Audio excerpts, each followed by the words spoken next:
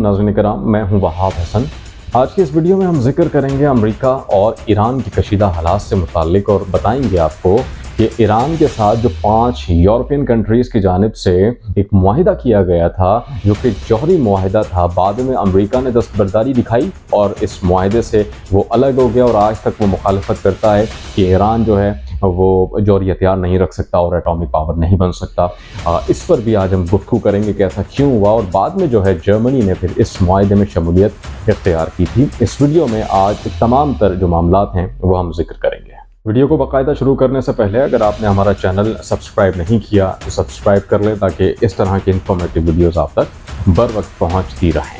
1953 میں CIA کی حمایت یافتہ بغاوت نے جمہوری طور پر منتخب وزیر اعظم محمد مصدق کا تختہ الٹ دیا، جس کے نتیجے میں ایران کی امریکہ کے خلاف ناراضگی پیدا ہوئی۔ 1980 میں ایرانی انقلاب نے اسلامی جمہوریہ قائم کیا، جس کے نتیجے میں امریکہ کے ساتھ سفارتی تعلقات بھی منقطع ہوئے۔ 1980 سے 1988 تک ایران اور عراق میں امریکہ نے عراق کو مدد فراہم کی، جس کے بعد دونوں ممالک میں مزید کشیدگی نے جنم لیا۔ 14 جولائی 2015 میں ایران نے جوہری معاہدے جس کا نام joint comprehensive plan of action تھا، امریکہ سمیت عالمی طاقتوں کے ساتھ دستخط کیے، لیکن امریکہ 2018 میں اس معاہدے سے دستبردار ہو گیا۔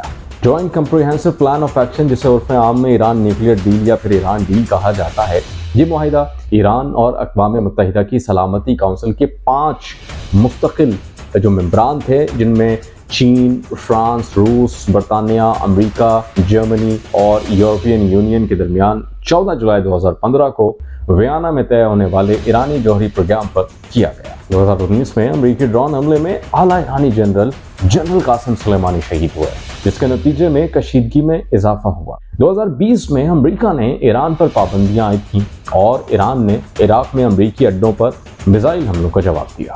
امریکہ اس بات سے ناخوش تھا کہ ایران جوہری ترقی کرے اور ایک ایٹمی طاقت بن کر ابھرے۔